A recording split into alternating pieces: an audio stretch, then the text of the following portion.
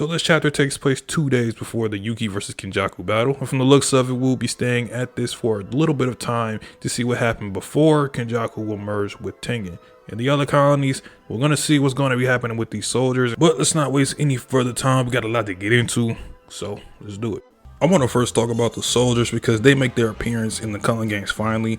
Off art alone with the American soldiers and their look, they just look and feel different from most of the characters in JJK, especially with the sorcerers. And I like that it shows that Gege's art is, while a bit unique and kind of like a rough style, is versatile enough to give strong personal features to characters to make them seem completely different from others.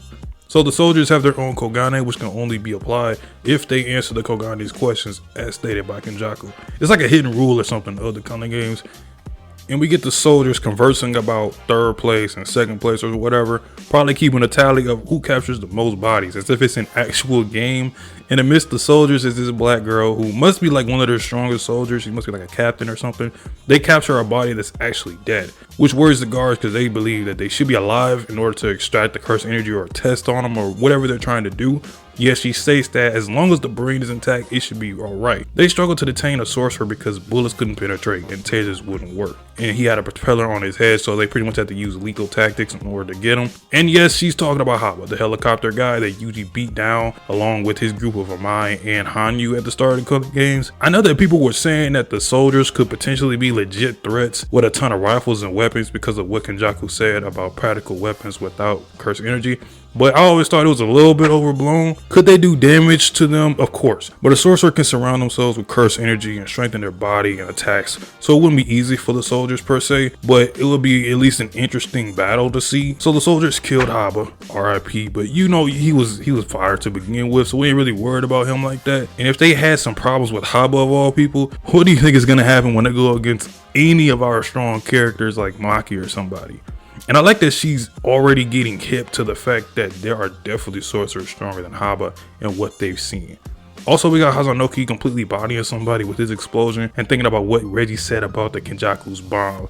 And he's holding this foreign soldier. He's trying to put two and two together as, is this the bomb he's talking about? He looked pretty raw in his panel, I will say, so it'd be pretty cool if he helped us out with his explosive technique. I want to see more explosions. And they also took out Remy while she was in like a hotel or apartment, put her to sleep with some type of needle, and I don't think anyone really cares about Remy like that or worried about her. I don't think really any character is really worried about Remy, so I don't know, maybe we actually see what happens with her body, but I wouldn't be too pressed. One of the big things in this chapter was the Sukuna bath stuff from Urame. Her and Kenjaku are walking down these steps, and I knew it looked a little familiar because of how steep the stairs were, and even the walls look really similar to something. But yes, they are in the Zenin warehouse basement where Oji was fighting Maki and Mai. You even see his corpse that was left behind, and Kenjaku summons a cursed spirit to like eat it to clean the area. Pretty crazy to see that this place actually had more relevance than we thought. And something revolving around the Zenin clan and Sukuna once again. I'm really interested to see what Gege is cooking with this. But this bath could also mean ablution in another form of kanji is what is supposed to be translated. Ablution is a way of cleansing objects, clothes, or bodies in a form of purification. For shorter terms, this is the equivalent of something like baptism in Christianity. I feel something huge is already being set in stone for whenever Sukuna makes his inevitable return. Urame could be trying to get Sukuna's weapons and eventually his body ready for his plan that Kenjaku and everyone isn't ready for. Plus, we got the fallen angel stuff from when Angel was talking about Sukuna. Now we have something that's kind of the equivalent of something like baptism. Didn't expect a lot of Christianity kind of mythology to be placed in JJK, especially with Sukuna, but I'm really interested nonetheless to see how far Gege takes this. Now, Kenjaku has these soldiers and colonies in the palm of his hands, using these soldiers as a means to pour more cursed energy into the colonies so his eventual merger with Kengen can be complete.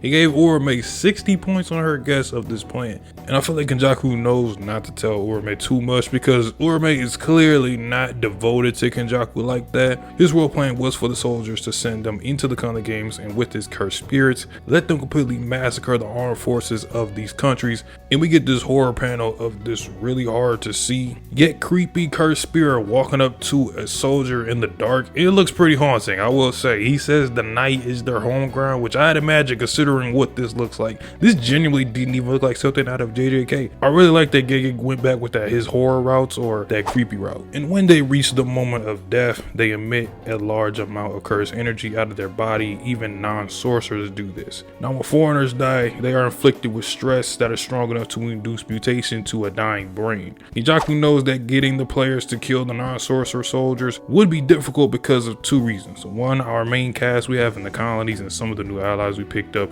will be hesitant to kill them right off the bat. And two, even players who don't mind killing wouldn't target them because they wouldn't gain many points. So this cursed spears cover his bases, reassuring that they will be slaughtered in the end. Now for the last bit is Angel already knowing what's up with Kenjaku and the soldier massacre. And of course Takaba had to make a joke at this time saying, maybe it's my popularity that got everybody over here. I don't know about everyone else, but Takaba is like the perfect comedic relief for this arc specifically. I don't know, something about him, he takes tense situations and like brings them down for just a little bit, but not too much. As Angel, Yuji, and Ko go downstairs, a stun grenade is thrown from the hallway, and Yuji kicks the stun grenade away. So nice to see Yuji back in action again. I kind of missed him. Megumi wants to know what's up with the soldiers. They're not the JSDF, which is the Japan Self-Defense Forces, by the way. But since they're attacking us, we might as well get direct and figure out what's going on. We have to wait, I believe, another week to see 210 because there's going to be a little bit of a break on the next week coming up. So pretty much we have 2 weeks to wait until for the next chapter. A good chapter as usual, nothing surprising there. Really interested to see where this stuff with the soldiers go. And I'm obviously incredibly hyped for honestly just seeing everyone in the colonies and their reaction to the soldiers coming in. What's going to be their approach? For them, right now, Angel and the Club, we're just going to get a direct approach. We're just going to ask them what's up and see, why are y'all actually here? Because there's clearly like another reason why, but do you even know why you're really here? I just want to see all of that. Really interested to see like Tokyo Colony 2 with, Panda, Akari, and all of them.